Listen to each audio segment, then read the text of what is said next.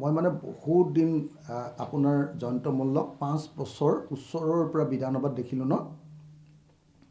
মই ভাবোঁ যে জয়ন্ত মল্লই নকয় কি ছাগলীয়ে নাখায় কি, এই আপ্ত বাক্যটোৱেই বোধহয় আটাইতকৈ শুদ্ধ আপ্ত বাক্য হ'ব।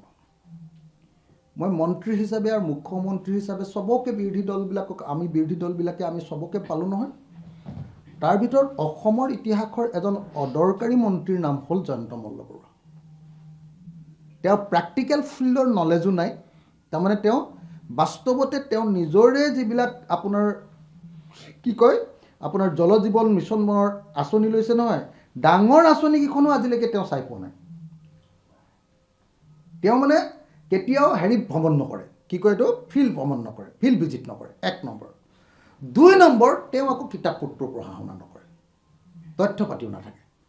গতিকে এফালেদি অধ্যয়ন বিমুখ মানুহ এটা আৰু আনফালে প্ৰেক্টিকেল ফিল্ডত পৰিদৰ্শন কৰিবলগীয়া অভিজ্ঞতা শূন্য মানুহ এটা।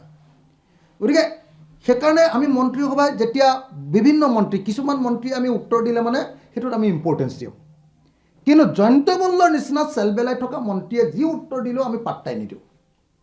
সেইকাৰণে আপোনালোকে দেখিছেনে নাই, অসম বিধানসভাত 2জন মন্ত্ৰী আটাইতকৈ ডাঙৰ ভিলেন। 1 নম্বৰ মন্ত্ৰীজনৰ নাম অশোক সিংঘাল আৰু 2 নম্বৰ মন্ত্ৰীজনৰ নাম জয়ন্ত মল্ল বৰুৱা। এই 2জনে ভিলেন, তেওঁলোকৰ কোনো কাম নাই, অকল কমিশ্যন খাবৰ কাৰণে, টকা খাবৰ কাৰণে জয়ন্ত মল্ল আহিছে। আৰু এতিয়া জয়ন্ত মল্লই BTAD হাগ্ৰামা মহিলাৰীৰ লগত লগ লাগি অসমলৈ অহা সকলো বস্তুৰ ওপৰত এতিয়া চিণ্ডিকেট চলাইছে। মই কেটেগৰিকেলি জয়ন্ত মল্ল বৰুৱাক একিউজ কৰিছোঁ, অভিযোগ কৰিছোঁ। মই নিজে ফোন কৰিও জয়ন্ত মল্লক কৈ দিছোঁ, ফোন কৰি জয়ন্ত মল্লক কৈছোঁ যে জয়ন্ত এইটো কি কাম কৰিছা? বোলে কি? মই বোলো জয়ন্ত তুমি কিয় BTADত আকৌ চিণ্ডিকেট আৰম্ভ কৰি দিলা? বোলে মই কৰা নাই নহয়। মই কোনে কৰিলে? তুমি কৰিছা, মই জানো। বোলে নাই, হাগ্ৰামা মহিলাৰীহে কৰিছে। মই বোলো নাই নাই তুমি কৰিছা, মই পুৰা জানো।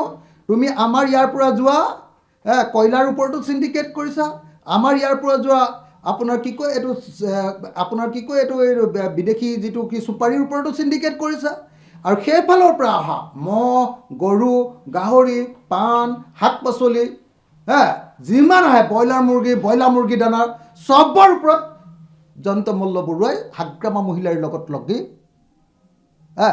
একদম চিণ্ডিকেট কৰিছে। অসমলৈ অহা চব বস্তুৱে ওপৰতে চিণ্ডিকেট কৰিছে। আৰু অসমৰ পৰা